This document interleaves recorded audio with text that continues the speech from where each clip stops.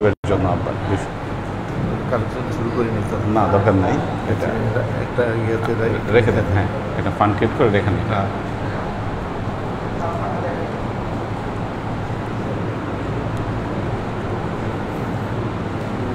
হাদিসের বইটা দিও।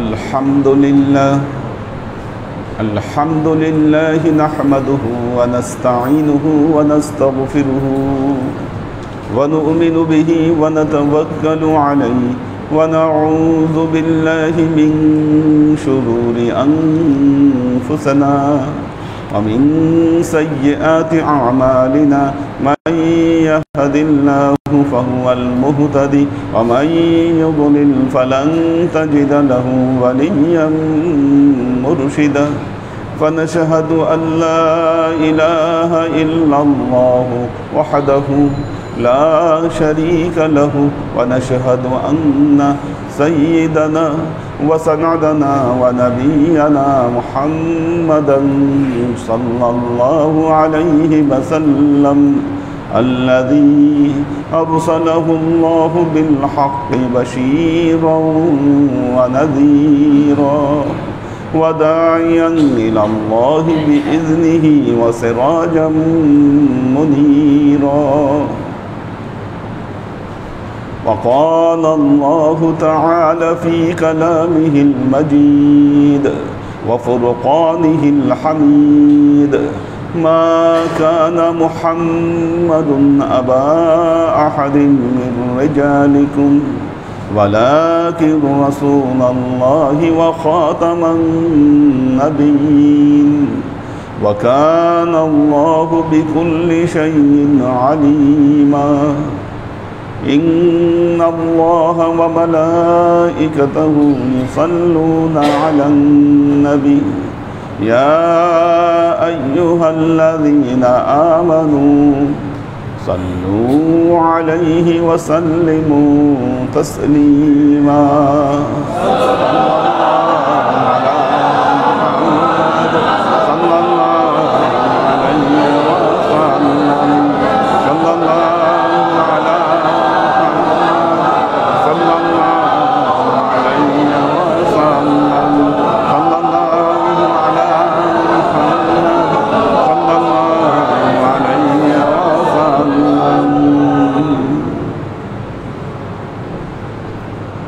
আল্লাহর আশিক ও সালেক বৃন্দ,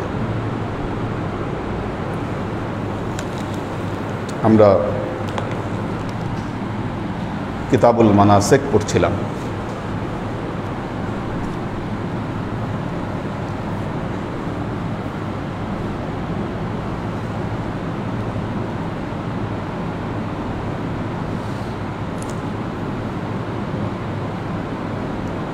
আমরা সর্বশেষ যে অধ্যায়টি পড়েছি, কাবা ঘরকে ধ্বংস করা হবে, তবে যতদিন হজ চলবে ততদিন কিয়ামত হবে না। যখন কাবা ঘরের হজ বন্ধ হয়ে যাবে তখনই কিয়ামত হবে। আর কিয়ামতের আগে হাবশি এলাকার নিগ্রো, কালো যারা, সরু পায়ের নাল বিশিষ্ট লোকজন, এরা কাবা ঘর ধ্বংস করবে। এটা আল্লাহ নবী এই ভবিষ্যৎবাণী করেছে। তো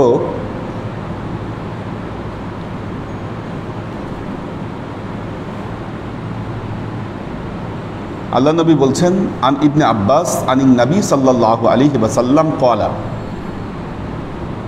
কাআন্নী বিহি আসওয়াদু আফহাজা ইয়াতলাউহা হাজরান হাজরান।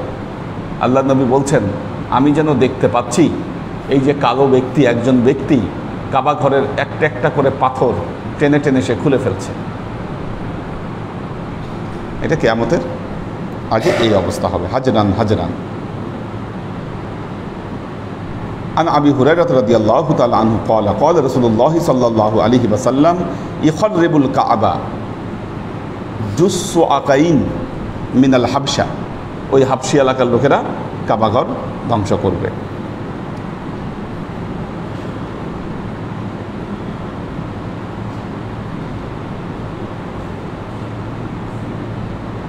আন রাবি আন ওমর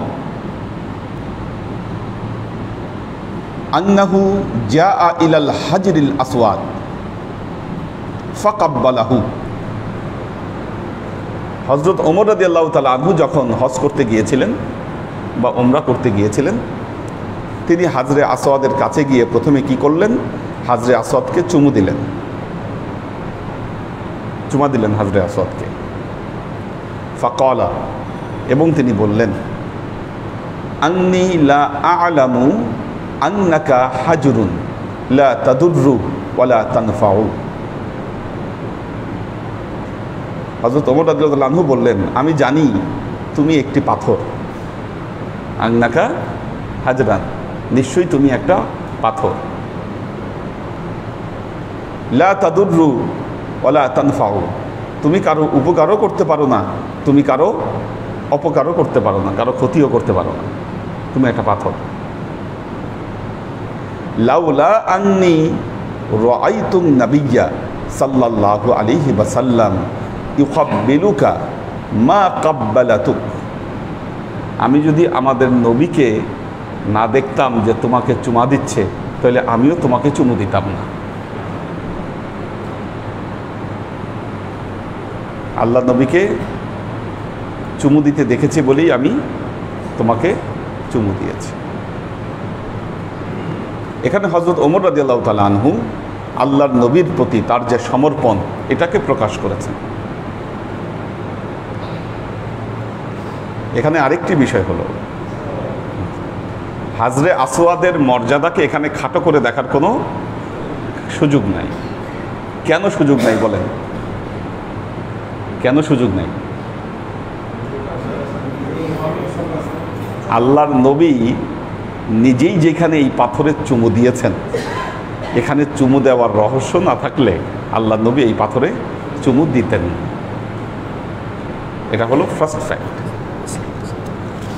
নিশ্চয়ই এর মধ্যে এমন কিছু আছে যেই কারণে মুহাম্মদ মুস্তাফা সাল্লাল্লাহু আলাইহি ওয়াসাল্লাম এই পাথরের মধ্যে চুমু দিয়েছেন। পাথরে চুমু দেওয়ার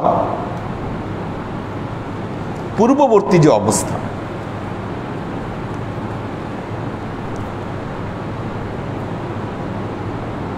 আল্লাহ নবী বলেছেন হাজরে আসওয়াদ এবং মাকামে ইব্রাহিম, এই দুটো পাথর আল্লাহ জান্নাত থেকে পাঠিয়েছেন। এই পাথর দুটো যদি তাদের নিজেদের চেহারা আলোকিত করত, তাহলে পুরো পৃথিবী এর আলোয় আলোকিত হয়ে যেত, এই হাজরে আসওয়াদের চেয়ে আলোয়। এত উজ্জ্বল এই দুটো পাথর। হ্যাঁ, এবং হাজরে আসওয়াদের ব্যাপারে এসেছে, এই পাথরটি আগে সাদা পাথর ছিল। জান্নাত থেকে যখন আসে তখন এই পাথরটি সাদা ছিল, কিন্তু যারাই এই পাথরে চুমু দেয়, এই পাথর তাদের পাপকে শোষণ করে নেয়।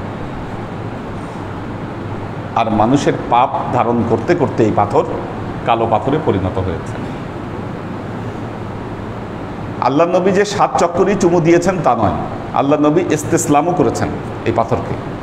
হজ বা উমরার সময় একবার বা দুইবার হয়তো চুমু দিয়েছেন, বাকি সময় ইস্তেসলাম করেছেন, অর্থাৎ দূর থেকে আল্লাহ নবী এই পাথরের দিকে হাত নির্দেশ করে তারপর চুমু দিয়েছেন। এটাকে ইস্তেসলাম বলে। আশা করা যায় এতেও পাপমোচন সম্ভব।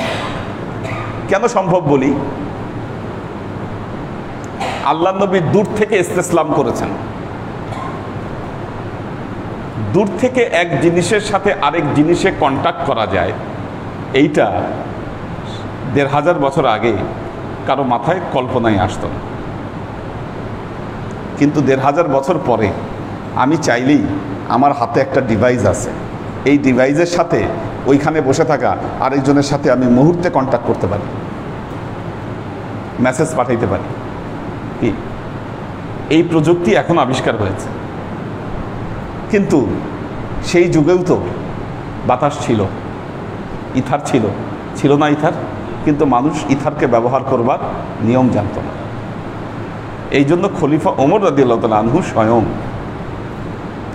মসজিদে নববীর মেম্বারে বসে রোমান সাম্রাজ্যে মুসলমানরা যুদ্ধ করতে গিয়েছে, তিনি এখান থেকে মসজিদে নববীর মেম্বারে বসে তিনি নির্দেশনা দিয়েছেন এবং রোমান সাম্রাজ্যে থাকা মুসলিম সৈনিকরা সেই নির্দেশনা শুনতে পেয়েছে।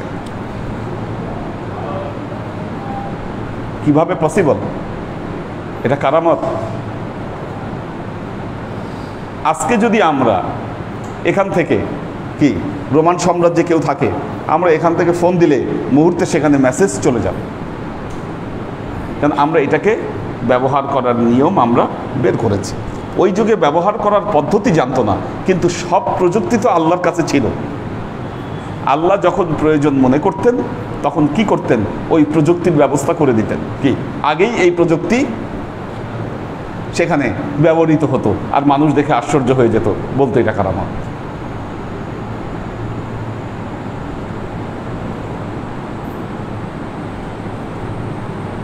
তো আল্লাহর আশেক ও সালেক বৃন্দ, বুরাকের কথা যখন আল্লাহ নবী বলছেন, আমি আকাশে উড়ে উড়ে চলেছি,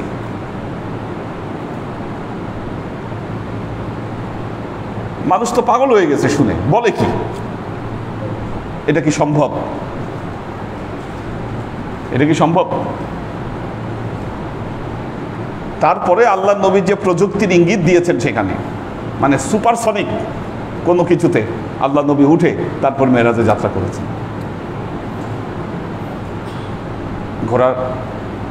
ঘোড়ার চেয়ে ছোট, গাধার চেয়ে বড়, ছোটখাটো একটা রকেটের মতো। আবার নাম দিয়েছেন বোরাক।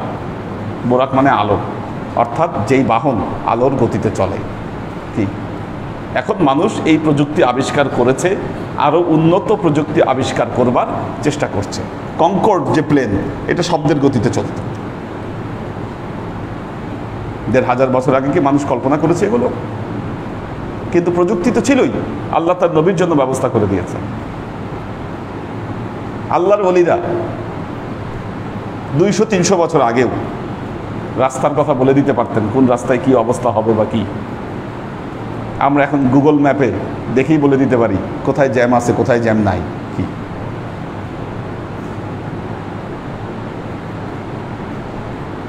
কাজী ইস্তেসলাম দিয়েও হাজরে আসওয়াদকে কন্ট্যাক্ট করা সম্ভব, এটি আল্লাহ নবী দেখিয়ে দিয়ে গেছে।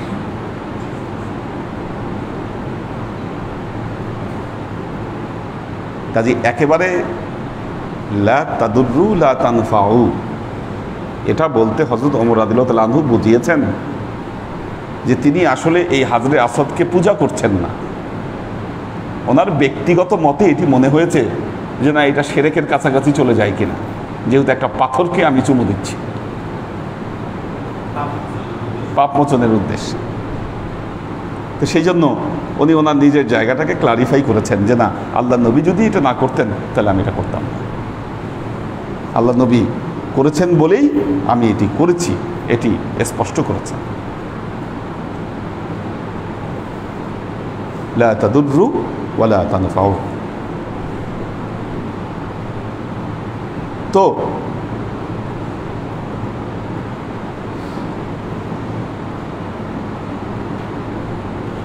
বললেন আল্লাহ নবী যদি তোমাকে চুমু না দিত আমি তোমাকে চুমু করতাম না, চুমু দিতাম না। আমাদেরও ফিলোসফি তাই।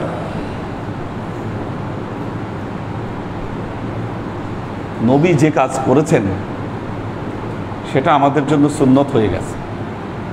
খালি করেছেন তা না, যা বলেছেন, যা করেছেন, যা দেখে চুপ থেকেছেন, তিনটাই আমাদের জন্য সুন্নত। করেছেন, বলেছেন এবং চুপ থেকেছেন, মৌনতা সম্মত, তিনটাই আমাদের জন্য সুন্নত।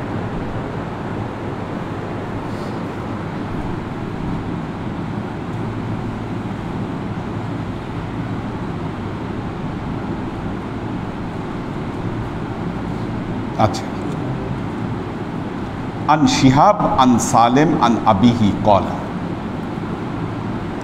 দাখালা রাসূলুল্লাহ সাল্লাল্লাহু আলাইহি ওয়াসাল্লাম আল বাইত।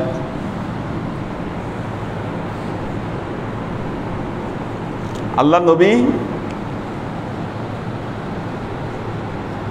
বাইতুল্লায় আসলেন, এসে দরজা খুলে বাইতুল্লাহর ভেতরে প্রবেশ করলেন। বাইতুল্লাহর ভেতরে প্রবেশ করলেন। অহুয়া উসামা বিন জায়েদ, আল্লাহ নবীর সাথে কয়েকজন ঢুকলেন ঘরের ভেতরে। একজন হলো উসামা বিন জায়েদ, 2 নম্বর বেলাল, হযরত বেলাল, 3 নম্বর ওসমান বিন তলহা, হযরত ওসমান বিন তলহা আরেকজন সাহাবী। এই 3 জন ঢুকলেন। ফাগলাকু আলাইহিমুল বাব, ভেতরে ঢুকে আল্লাহ নবী কি করলেন? দরজা লাগাই দিলেন, দরজা লাগাই দিলেন। ফালাম্মা ফাতাহু, যখন দরজা খোলা হলো, বর্ণনাকারী বলছেন কুনতু আউওয়ালা মান ওয়ালাজা, আমি ছিলাম প্রথম ব্যক্তি যিনি তাদেরকে ওই মুহূর্তে দেখলাম।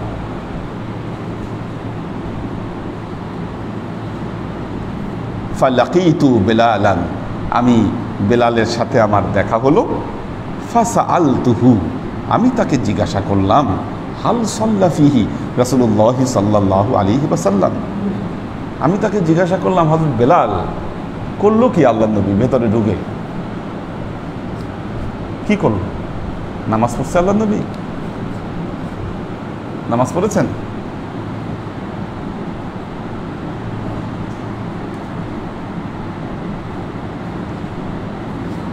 হয়ে গেল তারা।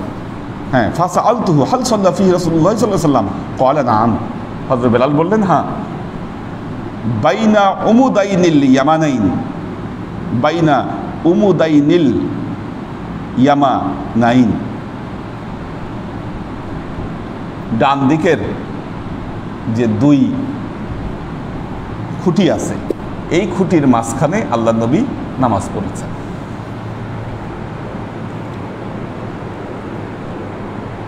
দেখুন, খাজা মঈনুদ্দিন চিশতি রহমাতুল্লাহ আলাইহির একটা বর্ণনা আমরা পড়েছি। এক মাজলিসে আল্লাহ নবীর কয়েকজন সাহাবী ছিলেন, মারেফতের গোপন কথা আল্লাহ নবী তাদেরকে বলছিলেন।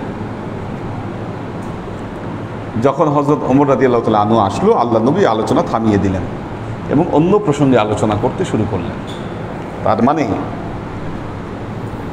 আল্লাহর নবীর জ্ঞানের সব অংশ সবাই পায়নি। যাকে যেটা দেওয়া দরকার আল্লাহর নবী তাকে সেটা দিয়ে গেছেন। বাইতুল্লাহ ঢুকেছেন, 3 জনকে নিয়ে ঢুকছেন, ঢুকে কি করছেন? দরজাও লাগাই দিয়েছেন, কি আর যেন কেউ ঢুকতে না পারে। কি ঘটেছে এখানে? শুধু এই 3 জন সাক্ষী, আর কেউ সাক্ষী নাই, দেখে নাই কেউ। বের হওয়ার পর একটা কিউরিসিটি কাজ করেছে সবার। বর্ণনাকারী জিজ্ঞাসাই করে ফেলছে কি করলো আল্লাহ নবী? হাল সাল্লা ফিহি, হয়তো বেলালকে জিজ্ঞাসা করছে, বলছে হ্যাঁ পড়ছে নামাজ। কোথায় পড়ছে? এই জায়গায় পড়ছে নামাজ, দেখিয়ে দিয়েছে। এই জন্য আল্লাহ নবীর অনেক আমল রয়েছে, অনেক। দেখুন, যেমন সালাতুত তাসবিহ, সালাতুত তাসবিহ। আজকে যারা সালাফি আছেন তারা বলতেছেন যে সালাতুত তাসবিহ এটার কোনো ভিত্তি নেই, ভিত্তি নেই। কারণ একজন মাত্র সাহাবীর থেকে এটার রিওয়ায়াত আসছে। এই একজন মাত্র সাহাবী কি? হযরত আব্বাস রাদিয়াল্লাহু তাআলা আনহু, আল্লাহ নবীর চাচা। এই আমলের তালকিন আল্লাহর নবী খাস তার চাচাকেই দিয়েছেন, এটা অন্য কাউকে দেন নাই। তো জানবে কিভাবে? এটা খাস তালকিন, এবং এটা দেওয়ার আগে আল্লাহ নবী বলেছেন তাকে, আলাম আমনাহুকা আলাম আতাইতুকা, হে চাচা আমি কি আপনাকে এমন একটা কিছু দিব না, এমন বিশেষ কিছু আমলের তালকিন দিব না যে আমল আপনার মর্যাদা বাড়ায় দিবে? এই কথা বলে আল্লাহ নবী তাকেই সালাতুত তাসবিহ নামাজ শিখাইলেন, তার চাচাকে। হযরত আব্বাস রাদিয়াল্লাহু তাআলা আনহু থেকে এই সালাতুত তাসবিহ রিওয়ায়াত আসছে।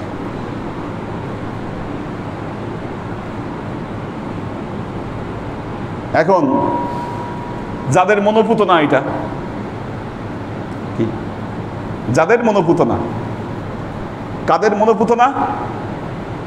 মনোপুত না কাদের? ইয়াজিদি এবং সালাফিদের। কেন মনোপুত না? কারণ এদের পতন হয়েছে আব্বাসীদের হাতে। এদের পতন হয়েছে আব্বাসীয়দের হাতে। আপনারা জানেন উমাইয়াদের পতন হয় আব্বাসীদের হাতে। যেহেতু পতন হয়েছে সেহেতু অ্যালার্জি, এখন এটা করা যাবে না। যেহেতু হযরত আব্বাস রাদিয়াল্লাহু তাআলা আনহুর কি বংশধর, মানে আব্বাস রাদিয়াল্লাহু তাআলা আনহু এই আমল রিওয়ায়াত করছেন, এই জন্য বলতেছে না এটার কোনো ভিত্তি নাই। মূর্খতা।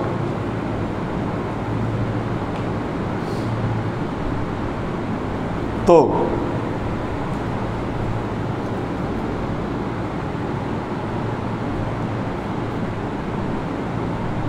হেরা পর্বতের গুহায়, হেরা পর্বতের গুহায় আল্লাহর নবী কি আমল করেছেন তার কোনো বর্ণনা কোনো হাদিস গ্রন্থে পাওয়া যায়? বলেন।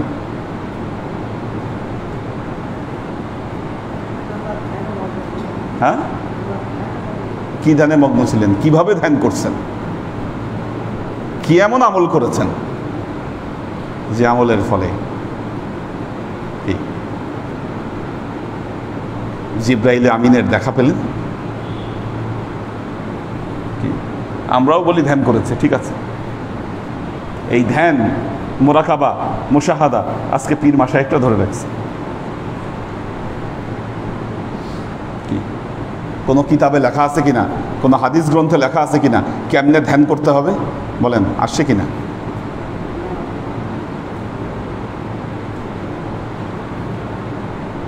কিন্তু আল্লাহর ওলিরা যুগে যুগে এই তত্ত্ব ধরে রেখেছেন, কারণ সেখানে উঠতে আর নামতে একজনই গিয়েছেন আল্লাহ নবীর কাছে, তাকে যে অবস্থায় যে হালতে দেখেছেন একজনই দেখেছেন, মা খাদিজাতুল কুবরা রাদিয়াল্লাহু তাআলা আনহা। তিনি কার মা ছিলেন? কার মা? মা ফাতেমার মা। মা ফাতেমার মা ছিলেন। হয়তো ছিটাফোটা যতটুকু পেয়েছেন মা ফাতেমা পেয়েছেন।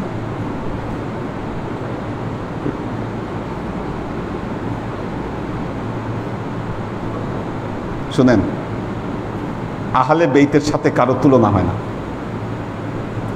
কেন তুলনা হয় না? একটা জিনিস,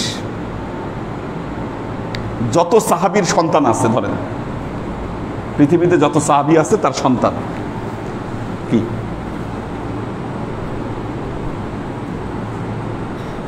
সবার তো সন্তান ছিল। তাদের মধ্যে কয়েকজনের সন্তান খুব নামকরা ব্যক্তিবর্গ ছিল।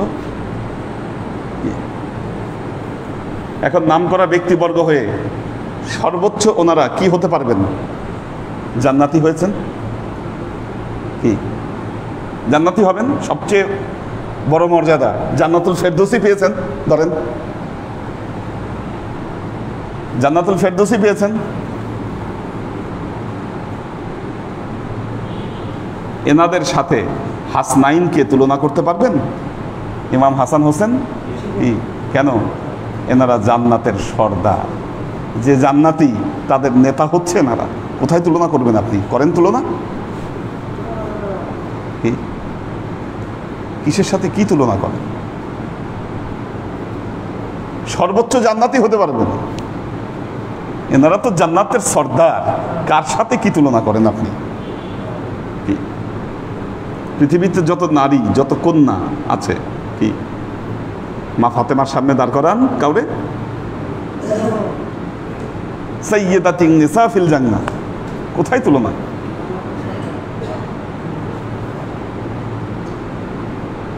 আল্লাহর আশিক ও সালেহীন। কাজেই আল্লাহর নবীর সব জ্ঞানের ধারা সবাইকে দিয়ে যান নাই, কারণ এটাকে ধারণ করতে পারবে না।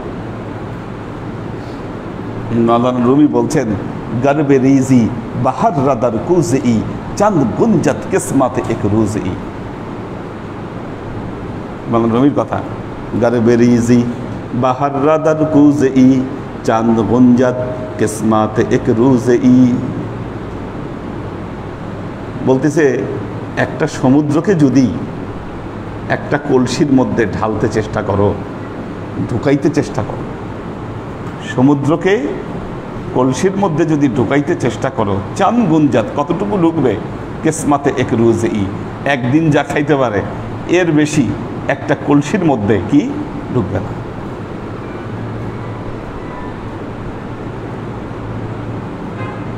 এই জন্য মনে রাখবেন, আদনা আদনা সাহাবিদের আমল। এবং এই পর্যন্ত দেখেন হাদিসগুলো যে বলছি, রাবিদের নাম উল্লেখ করছি। মা ফাতেমা থেকে কয়টা হাদিস শুনছেন? হযরত আলীর থেকে কয়টা শুনছেন? হাসান হোসেন থেকে কয়টা শুনছেন? আসলে আপনাদেরকে কোট করব, দেখাবো না এটা।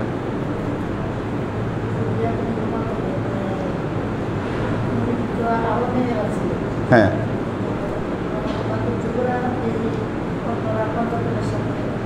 হ্যাঁ, আচ্ছা আচ্ছা। তো আল্লাহ নবীর আরও কন্যা ছিলেন, আরও কন্যা ছিলেন, কিন্তু মা ফাতেমার কেন এই মর্যাদা? ঠিক আছে, তো কারণ মা ফাতেমার মর্যাদা সবার চেয়ে আলাদা, সবার চেয়ে আলাদা। কারণ মা ফাতেমার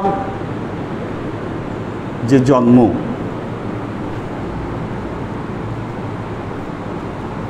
মা ফাতেমার যিনি মাতা ছিলেন খাদিজাতুল কুবরা রাদিয়াল্লাহু তাআলা আনহা, আপনি তার অবদানের কথা চিন্তা করেন। মা খাদিজা যতদিন জীবিত ছিলেন, আল্লাহর নবী অন্য কোনো স্ত্রী গ্রহণ করেন নাই। মা আয়েশা একদিন জিজ্ঞাসা করেছিলেন যে, ইয়া রাসূলুল্লাহ, আপনি কেন খাদিজার কথা এত বারবার বলেন? আল্লাহর নবী তখন মা খাদিজার কৃতজ্ঞতা জ্ঞাপন করেছিলেন যে খাদিজা যা করেছে, ইসলামের প্রাথমিক যুগে মা খাদিজার যে কন্ট্রিবিউশন, উনি তো বিরাট ব্যবসায়ী ছিলেন এবং ইসলাম প্রচারের জন্য তার সব কিছুকে ব্যয় করে দিয়েছেন মা খাদিজার জন্য। আরবের অত্যন্ত সম্ভ্রান্ত পরিবারের নারী ছিলেন মা খাদিজা, খাদিজাতুল কুবরা রাদিয়াল্লাহু তাআলা আনহা। আর পিতা মুহাম্মদ মুস্তাফা সাল্লাল্লাহু আলাইহি ওয়াসাল্লাম। মা খাদিজার যে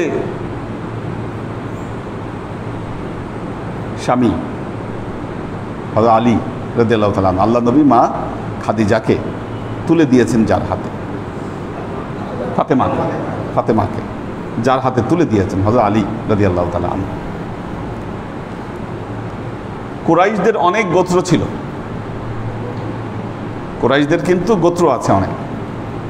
কুরাইশ সম্প্রদায় একটা জাতি, এই জাতির মধ্যে গোত্র আছে, বেশ কিছু গোত্র ভাগ আছে এটার মধ্যে। তার মধ্যে প্রধান দুইটা গোত্র, একটা হলো হাশেমি আর উমাইয়া। উমাইয়ারা ছিল নেতৃস্থানীয়। আল্লাহর নবী হাশেমি গোত্রে এসেছেন, হযরত আলী ছিলেন হাশেমি ব্লাডের।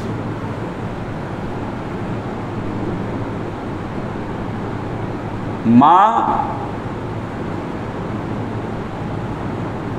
ফাতেমা আল্লাহর নবীর প্রথম সন্তান ছিলেন। কি? আল্লাহ নবীর প্রথম সন্তান ছিলেন। প্রথম সন্তানের একটা গুরুত্ব আছে। যার ব্যাপারে আল্লাহ নবী বলেছেন ফাতেমাতু বেদাআতুম মিন্নি, ফাতেমা আমার একটা অংশ, আমার থেকে আসছে ফাতেমা। এই কথা কারো ব্যাপারে আল্লাহ নবী বলেন নাই। মা ফাতেমা যখন আসতেন আল্লাহ নবীর সাথে দেখা করতে, আল্লাহ নবী দাঁড়ায় যেতেন মা ফাতেমার সম্মানে। সাহাবারা বলতেন, ইয়া রাসূলুল্লাহ, এটা কেমন কথা? এটা তো কোনো থিওরির মধ্যে পড়ে না, কারণ আপনার মেয়ে দাঁড়ায় যাবে বাবা আসলে, মেয়ে আসলে আপনি দাঁড়ায় যান, ঘটনা কি? আল্লাহ নবী বললেন, যে জান্নাতের সর্দার, নারীদের সর্দার, তার সম্মানে কি আমি দাঁড়াইতে পারি না? আল্লাহ নবীর অন্য কন্যারা সাইয়্যিদাতুন নিসা ফিল জান্নাহ ছিলেন না, যেটা মা ফাতিমা ছিলেন। সাইয়্যিদাতুন নিসা ফিল জান্নাহ, এটা মা ফাতেমার বৈশিষ্ট্য। তো এবং মোবাহেলার ঘটনায় আল্লাহ নবী যাদেরকে সঙ্গে করে উপত্যকায় নিয়ে গিয়েছিলেন, কি তাদের মধ্যে মা ফাতেমাও ছিল একজন। পবিত্র কোরআনে ইউরিদুল্লাহু লিইয়ুযহিবা আনকুমুর রিজা আহলাল বাইত ওয়া ইউতাহহিরাকুম তাতহীরা, এই আয়াত যাদের শানে নাজিল হয়েছিল তাদের মধ্যে মা ফাতেমা ছিলেন একজন। অন্যদের ব্যাপারে এই আয়াত নাজিল হয়নি, কারণ এটা আল্লাহ নবী স্পষ্ট করেছেন, নিজের চাদর দিয়ে এনাদেরকে আবৃত করে বলেছিলেন, হা হা উলাই আহলে বেইতি, এরা হলো আমার আহলে বেইত। এই যে চাদরের পাক পাঞ্জাতুনের মধ্যে যে অন্তর্ভুক্ত, অন্য কেউ তো নন। এটা আহলে বেইতের অনেক পর্যায় আছে। প্রথম পর্যায় হলো যেটা কোরআনিক আহলে বেইত, এটা 5 জন খাস, এই 5 জনের বাইরে কেউ নাই এই কোরআনিক আহলে বেইতের ভেতরে, এটা খাস। সূরা আহজাব এবং মোবাহেলা এ দুটো ঘটনা প্রমাণ করে এনারা খাস আহলে বেইত ছিলেন, পাক পাঞ্জাতুন যারা। দ্বিতীয়ত হলো আহলে বেইতে নেসবি যারা, নেসবি মানে আত্মীয়তার সম্পর্কের কারণে যারা আহলে বেইত হয়েছিলেন, তবে তাদের এই আহলে বেইত এটা হলো সাময়িক। 3 নম্বর হলো বংশ পরম্পরায় কি নবীর ইতরাত যারা, কি তারাও আহলে বেইতের সাথে সংযুক্ত পরম্পরায় যারা, তারা তো দ্বিতীয় পর্যায়ে আহলে বেইতের মর্যাদা পাবেন না, আবার দ্বিতীয় মর্যাদার আহলে বেইত প্রথম পর্যায়ের আহলে বেইতের মর্যাদার অধিকারী হবেন না। এটা খাস আল খুসুস।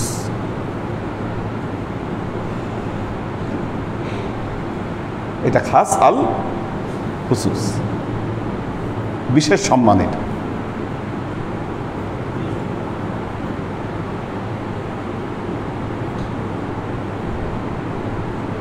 তো আল্লাহ নবী বলেছেন,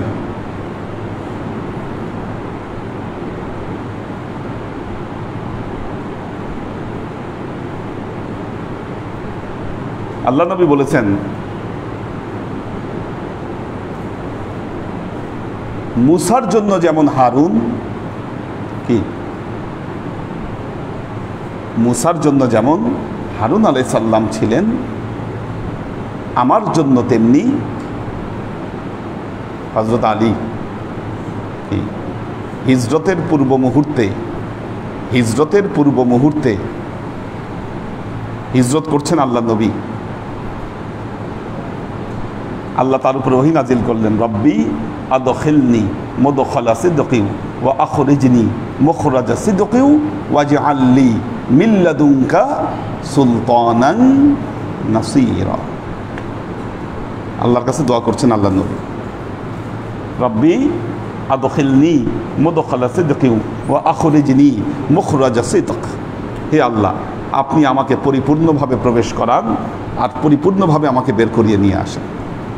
ওয়াজআল লি মিন লাদুনকা সুলতানান, নাসিরা, আপনি আপনার তরফ থেকে আমাকে একটি সুলতানান নাসিরা দান করুন। রেওয়ায়েত আছে এই সুলতানান নাসিরা ছিলেন মাওলায়ে কায়নাত।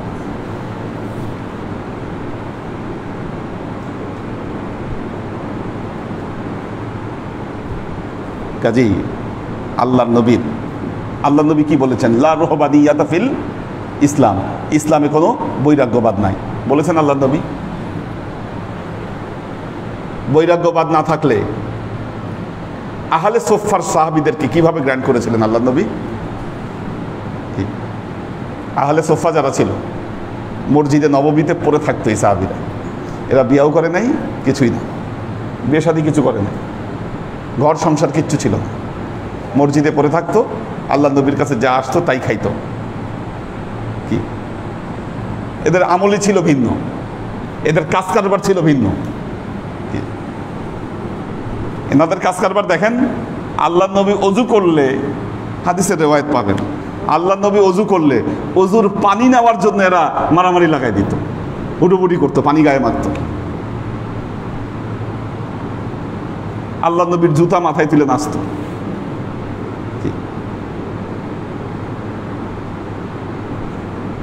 আহলে সুফার সদস্য যারা, এই যাদেরকে নিয়ে ঢুকলেন আল্লাহ নবী বাইতুল্লাহ, এরা আহলে সুফার সদস্য, এরা আহলে সুফার।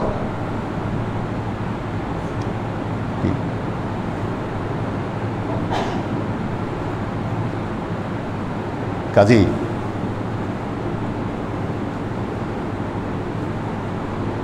এই যে মৌলানা রুমি যে মাসনবীর কথা বলেছেন, মৌলানা রুমি যে মাসনবীর কথা বলেছেন,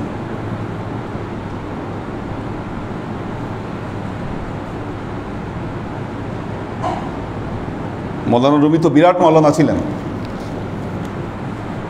লাইন চলে গেছে আরেকদিকে আলোচনা করতে করতে, হাদিস থেকে অন্যদিকে চলে গেছে।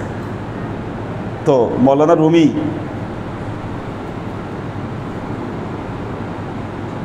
উনি বিরাট মৌলানা ছিলেন।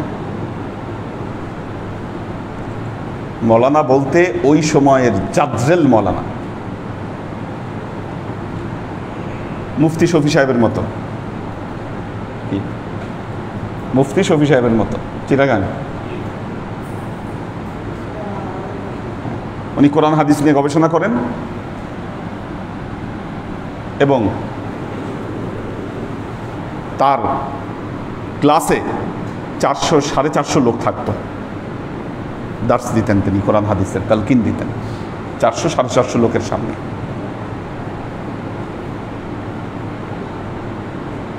এর মধ্যে হঠাৎ শামসে তাবরিজির সাথে তার দেখা। শামস তাবরিজি ছিল মাজ্জুব, পাগল।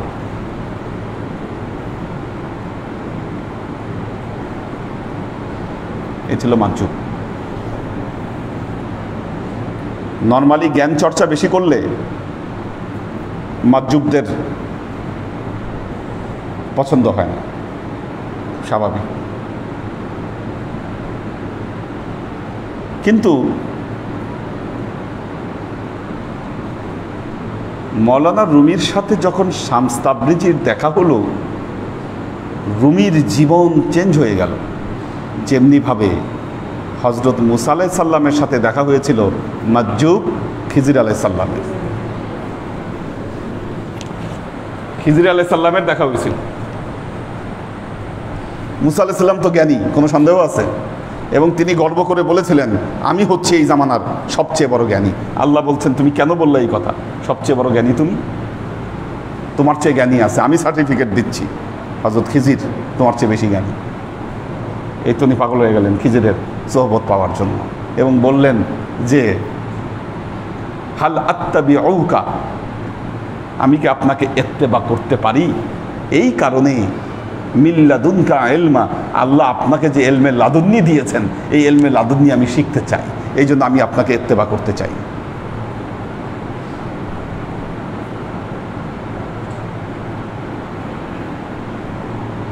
হযরত খিজির একটা শর্ত দিলেন, বেটা তুই শিখতে চাস, আমি যা করব কোনো কোশ্চেন করতে পারবি না,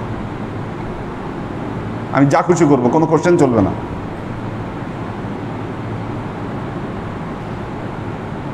হযরত মুসা বললেন ইন্নাকা লান তাসতাতিআ, না, হযরত মুসা বললেন হ্যাঁ ইনশাআল্লাহ আমি আপনাকে আমি ইত্তেবা করে যাব। কিন্তু যখনই একটা করে কাজ করে আর এটা মুসা আলাইহিস সালামের মাথায় ধরে না, উনি কোশ্চেন করে বসেন। আর হযরত খিজির বলেন আমি আগেই বলেছি ইন্নাকা লান তাসতাতিআ মাইয়া সাবরা, তুমি আমার সাথে লেগে থাকতে পারবো না, সবর ধরে থাকতে পারবো না। এটা এইভাবে যখন 3 বার বললেন হাযা ফিরাকুম বাইনি ওয়া বাইনি, তোমার সাথে এখন আমার ফেরাক, আর না।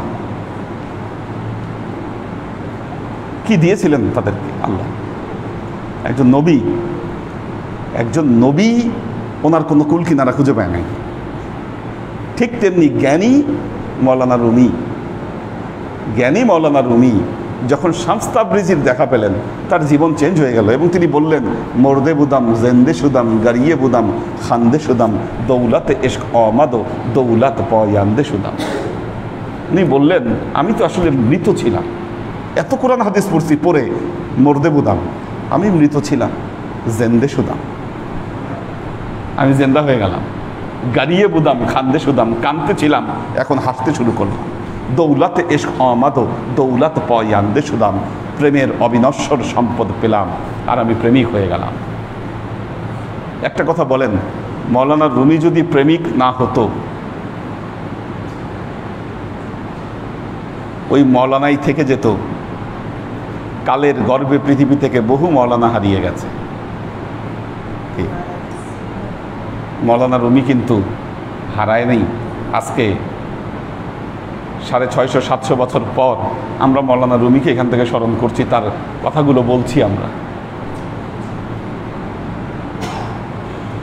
এবং মৌলানা রুমি বলছেন যে আমার এই মাসনবী এটা হলো গোপন তত্ত্ব। এটা কোন গোপন তত্ত্ব? শুরুই করেছেন বেশনো আজ নেই চুন হে কায়াত মি কুনাত বাজে জদাই হ সে কায়াত মি কুনাত। বলতেছে শোনো বাসি কি গোপন তত্ত্ব বলছে। তো এটার যে প্রেক্ষাপট বর্ণনা করতে গিয়ে বললেন যে একদিন আল্লাহ নবী ধ্যানমগ্ন অবস্থায় ছিলেন। এই যে বললাম বিশেষ বর্ণনার জন্য কাবা ঘরে ঢুকলেন, 3 জনকে নিয়ে ঢুকলেন। হযরত বেলাল, হযরত জায়েদ এবং ওসমান বিন তালহা, এই 3 জনকে নিয়ে ঢুকলেন। বাকি কাউকে নেন নাই, দরজা লাগাই দিয়েছেন। দরজা যখন খুলছে সবার একটা কিউরিসিটি, আর কি করলো আল্লাহ নবী। বেলালকে ধরছে বর্ণনাকারী, কি করছে? নামাজ পড়ছে আল্লাহ নবী? হ্যাঁ নামাজ পড়ছে। বেশ শেষ। কই পড়ছে? এই যে জায়গায় পড়ছে। আল্লাহর নবীর ঘরে বিনা অনুমতিতে একজনের প্রবেশ করবার অনুমতি ছিল, তিনি হচ্ছেন হযরত আলী রাদিয়াল্লাহু তাআলা। বিনা অনুমতিতে ঢুকতে পারতেন। এটা হাদিসের গ্রন্থগুলোতে এসেছে। আপনাদেরকে যখন মেশকাত পড়াবো, মেশকাতুল মাসাবি কিতাবুল আদবের মধ্যে হাদিস পাবেন। আলী ঢুকতে কোনো অনুমতি নাই। এটার মেশকাত শুরু করবেন, মেশকাতটা পড়া দরকার সবার। অনুমতি লাগতো না ঢোকার জন্য। এরকম একদিন ঢুকলেন আল্লাহ নবী, ঢুকলেন ভেতরে, দেখলেন আল্লাহ নবী ধ্যান মগ্ন এক হালত। আল্লাহ নবী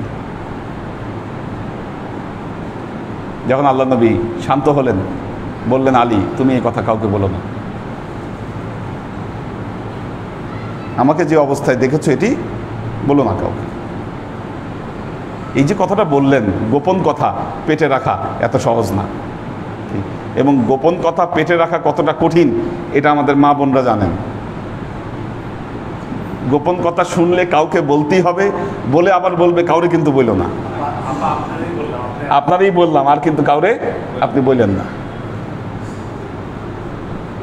এখন আল্লাহ নবী হযরত আলীকে বলছেন এই কথা বলা যাবে না কাউকে। আর এই কথা দেখুন, সব কথা কিন্তু এক না। যখন ওহী নাজিল হতো, উটের পিঠে থাকলে উট বসে পড়তো, আল্লাহ নবীর চেহারা রক্তবর্ণ হয়ে যেত।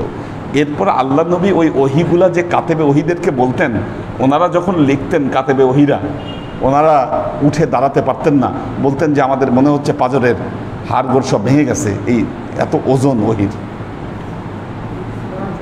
হ্যাঁ, ওজন আছে তো। এখন এমন কথা, ভারী কথা, হযরত আলীকে বলছে যে পেটে রাখতে হবে কথা। উনি তো এই কথা পেটে রেখে আর ঘুমাইতে পারতেছে না, রাতে বেলায় শুয়ে ছটফট করতেছে, বলা নিষেধ। শেষ পর্যন্ত অস্থির হয়ে রাতে উঠে গেল, উঠে একটা কুয়া খুঁজলো, কুয়া খুঁজে কুয়ার মধ্যে ঢুকে, উনি শুকনা কুয়া, ওখানে ঢুকে কুয়ার মধ্যে চুপি চুপি ওই কথাটা বলল।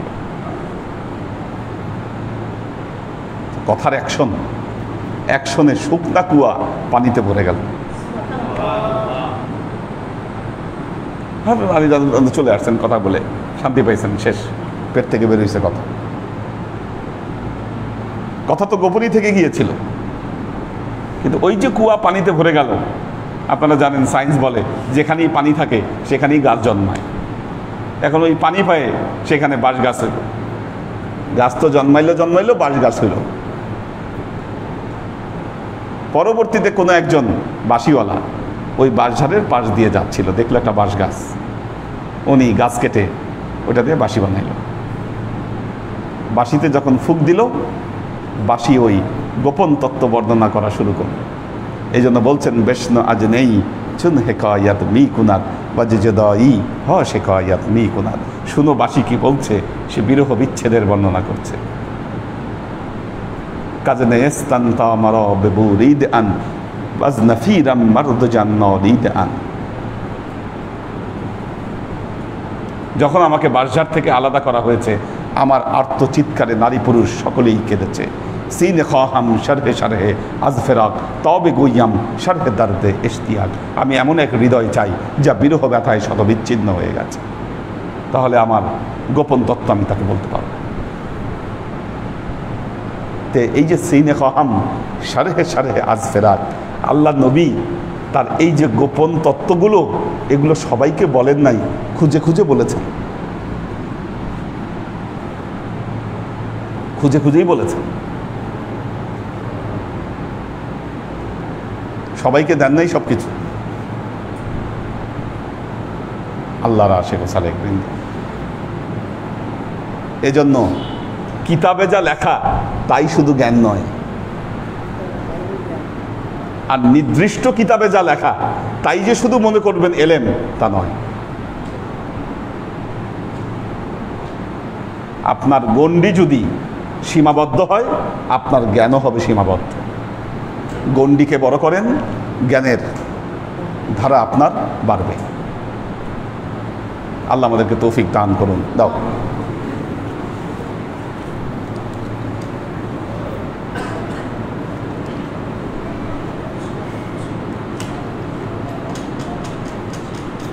ফারিজা ফাইরুজ, নাজিমুদ্দিন ভাইয়ের ফ্যামিলি আছেন, আমরিন শরীফ, মুস্তাহিদ নূর মাহিন, আনোয়ারা শরীফ, তোহফা লাবিব, আফ্রিদিতি অনু, আমাদের হাসিব ভাই আছেন, আক্তার সুরাইয়া, তোহফা লাবিব, একে আজাদ, মনিরুজ্জামান, শিলার মা, আইরিন সুলতান, আবু আয়মান চৌধুরী দিনাজপুর থেকে,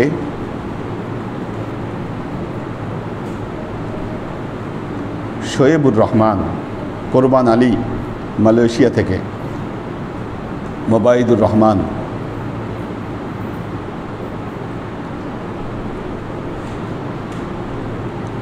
লুনা তাবাসুম লুবনা, দীপা উষা, কামরুল আনাম, মোহাম্মদ কবির, মাহফুজুল হক উজ্জ্বল, আব্দুস সালাম আজাদ,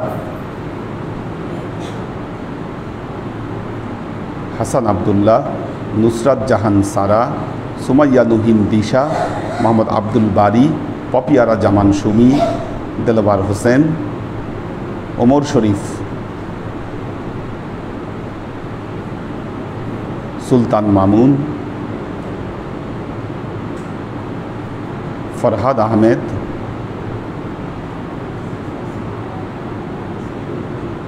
নাসির হাওলাদার, শহীদুল ইসলাম শহীদ, কবির হোসেন, আমাদের আলী আকবর ভাই আছেন, নুরুন নাহার। আল্লাহ সবাইকে ভালো রাখুন, সুস্থ রাখুন।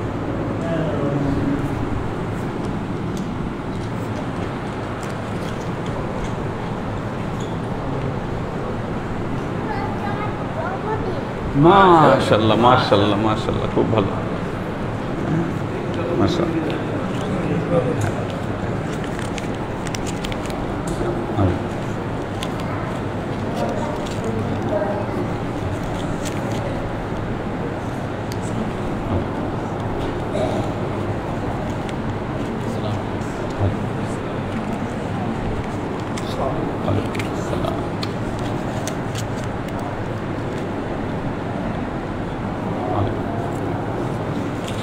اللهم آمين. اللهم صل على محمد وعلى آل محمد كما صليت على إبراهيم وعلى آل إبراهيم إنك حميد مجيد. اللهم بارك على محمد وعلى آل محمد كما باركت على إبراهيم وعلى آل إبراهيم إنك حميد مجيد. ربنا ظلمنا أنفسنا وإن لم تغفر لنا وترحمنا لنكونن من الخاسرين. ربنا آتنا في الدنيا حسنة وفي الآخرة حسنة وقنا عذاب النار. ربنا لا تزغ قلوبنا بعد إذ هديتنا وهب لنا من لدنك رحمة إنك أنت الوهاب. اللهم إنك عفو تحب العفو فاعف عني يا غفور الرحيم الودود.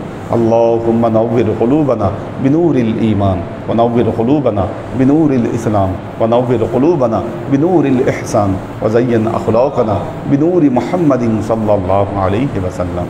اللهم إنا نسألك علما نافعا رزقا واسعا عملا مقبولا شفاء من كل داء قلبا خاشعا ذهنا ذاكرا إيمانا كاملا توبة قبل الموت راحة عند الموت ونجاة بعد الموت.